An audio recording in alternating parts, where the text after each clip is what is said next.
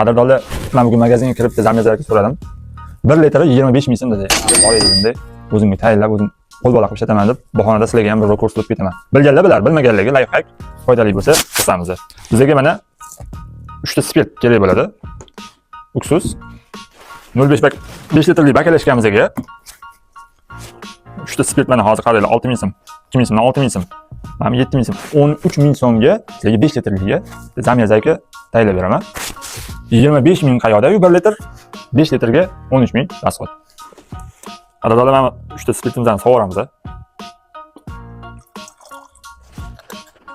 Uksus solamiz.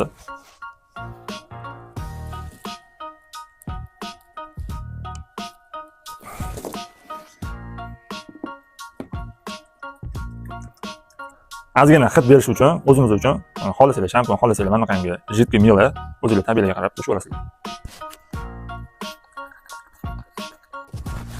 Endi yaxshi olamiz.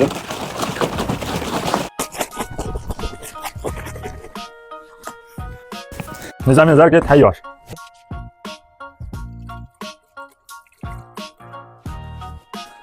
$25 mingga 1 litr olganingiz foydami yoki 13 ming so'mga uyda qo'l bola qilib 5 litr tayyorlab olib ancha payt ishlatib yurgan foydami?